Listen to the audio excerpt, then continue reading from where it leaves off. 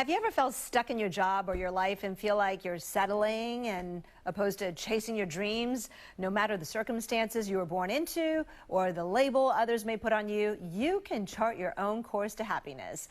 That's the subject of a new book called Creative Hustle, written by the co-teachers of a course by the same name at the Stanford Design School, better known as the D.school. Joining us live now to teach us the Creative Hustle, Sidel and Olatunde Sobomehin. Thank you so much for joining us, Sam and Tunde. Good to see you both. Great to be with you again, always. Thank you for having us. Well, Tunde, you say again because our viewers have seen you before. You've been with us as the co-founder of StreetCode Academy, an East Palo Alto-based nonprofit that offers free tech and entrepreneurial classes. They are great, by the way, folks. They are free, and they have multiple sessions a year, so check it out. But Sam, welcome to the show.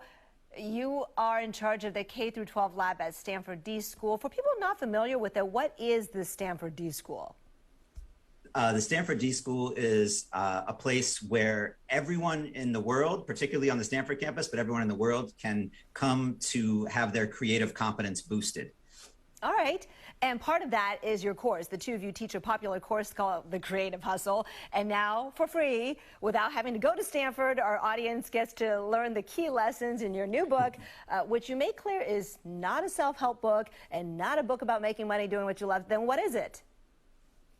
This is the book that came out of years that Sam and I have had trying to work with students, across all communities, and trying to figure out what works best for them. Right? What is my own personal path in this world going to be? And as you said beautifully in the intro, it's not always going to be something that was predetermined or something that was paved before you. So how do you get the confidence to do your own thing? And we saw some incredible people in our lives do that. We brought them together in this class. We sort of took apart the lessons that they learned, and we had, one big takeaway, that everybody in the world had these gifts that are unique to yourself. Everybody has goals. Sometimes we don't tap into them and write them down. But that there are three sort of areas that kind of can bridge your gifts to your goals. I think we have a graphic of that. So let's throw that up while you walk us through those three Ps, if you will. Absolutely. So, we have principles at the top. We found in the best creative hustlers have this strong core sense of who they are, and they can identify that. And that's unique to wherever we are personally. Then they have great people. There's people around them that can help them, people around them that can motivate them. And how do you use those people in your community to help you bridge that is core. And then you have these practices, daily rituals, daily things you put in place to make sure that you're taking steps, getting closer to your goals every day. Okay, you give Aisha Curry as an example of a creative hustler. How so? What are the lessons we learn from her? Man, well, I mean, we learned a lot from her. And one of both the joys and the pains of working on this book was that we had such a constraint in terms of what we could share. But one of the beautiful things we learned from her is about a tattoo that she has of a tree. And she talked about that tree as a metaphor that touches on a lot of what Tunde was just sharing. So those roots, like what are the roots? And she gave us the lesson that we shared at the end of that chapter, which is asking all of our readers, like, what are the roots of your tree? What is the foundation? What are those things that will never change, that guide you, that feed you, that nurture you? Then there's the trunk, right? Which is like those principles, those core beliefs. And then you start to get these branches. And over time, what she explained to us is those can change, right? So there might be one pursuit that's more around doing something in the culinary arts. Another pursuit might be doing something more related to entertainment, right? So you have these things that branch off. But for her, one of the lessons she shared in the book that we were really excited to share with our readers was about defining what are your roots? What is that trunk that then allows you to have all these amazing branches stem off? Can I ask you why you think learning how to be a creative hustler is super important, especially in this day and age in our world today? I'm a parent of four. I'm a husband. I, have these businesses and nonprofits want to do this work, and we're coming off the tail of this pandemic. Our world is shifting so fast. Our kids are burdened.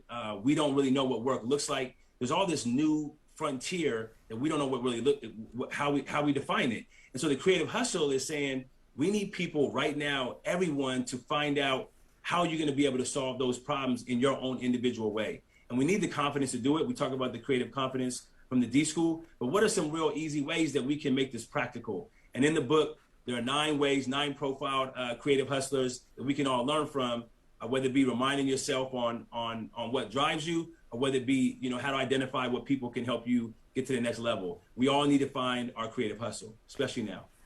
And I love all the tips that you have in the book. One that I really related to is don't let productivity kill your creativity. What do you mean by that?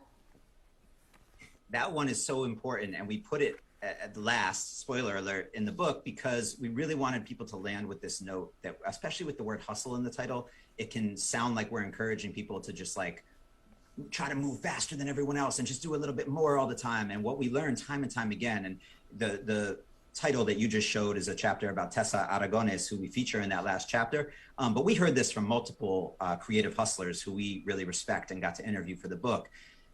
So important to think about how rest happens, how self-care, how collective care happen, that recharge that allows us to focus our energy in the world on addressing the things that really matter to us and bringing our full selves to that work. And we can't do it if we're scrambling all the time. It has to include that rest, that recentering work.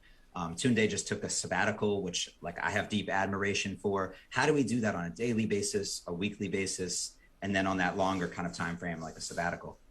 You did? I didn't even know that, Tunde. So wait, somebody's still in charge at StreetCode Academy? You still have courses, right? Kids are still taking those tech classes. Absolutely. Well, the good news is I'm back from a sabbatical. We were even better with me going. I hope we continue the momentum.